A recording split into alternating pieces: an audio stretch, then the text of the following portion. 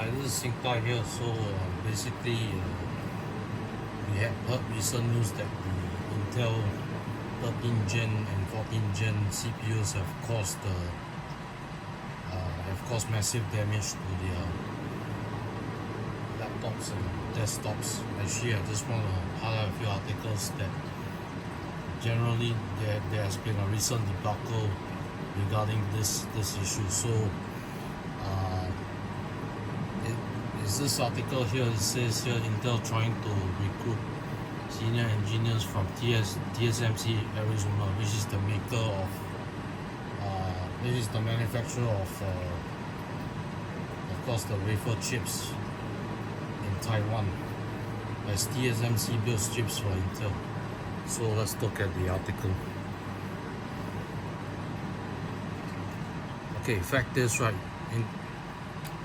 Intel is trying to TSMC making semiconductor fabs in the US as Intel Foundry, grabbing as much TSMC senior engineer talent it can for its own foundry business.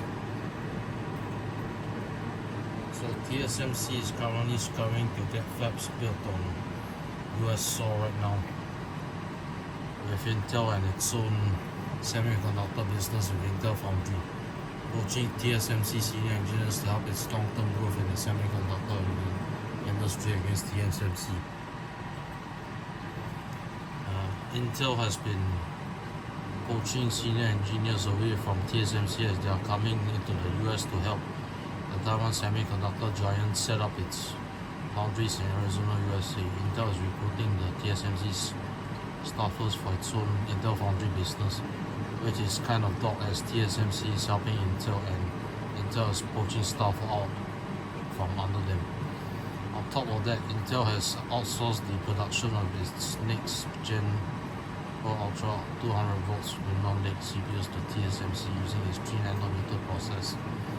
Those for the CPU, GPU, NPU, and on-package memory on a single chiplet on a compute tower of 3nm. The SoC and I/O dies are the only part of the chipset made on TSMC's 6nm process node. Lunar Lake represents the first time in Intel history that it has outsourced its entire mainstream consumer platforms series to TSMC, which will also help TSMC revenue in 2025 and keep its fabs busier than they were already were with other customers like AMD, Apple, Qualcomm, Nvidia, and more.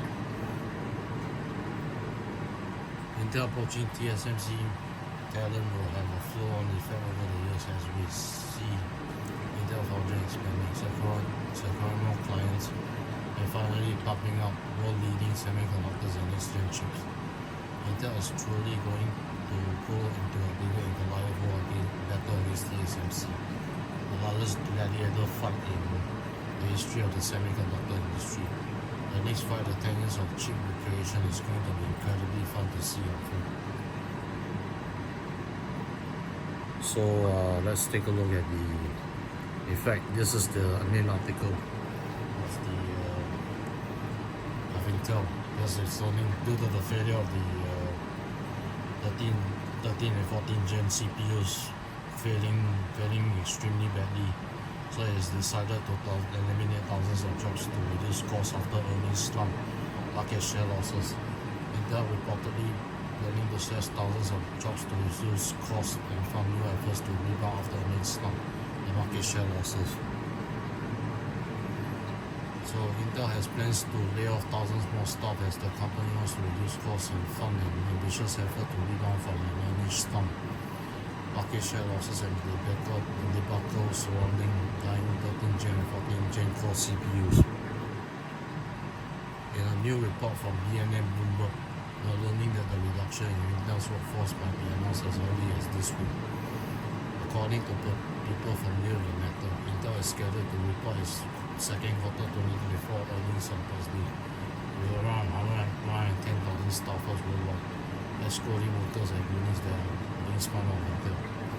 Intel wants to return to dominating the semiconductor industry, with CEO Pat Gelsinger spending big money on research and development to improve its in-house technology. AMD has caught up and taken large chunks of its consumer workstation and server processor markets, with Intel spokesman declining to comment on the situation. Intel reduced its workforce by around 5% back in 2023, bringing the total global workforce at 124,000 annual staffers by the end of 2023. After starting the job cuts back in October 2022, the company is also expected those cost reductions to save close to $10 billion by 2025. And now we're looking at more jobs being sliced and diced at Intel. So the company is leading into the launch of its next-gen Core Ultra 200 series Arrow Lake 5 desktop CPUs to fight AMD's new Zen 5-based Ryzen 9000 series Green-rich CPUs, as well as new mobile-focused laptops.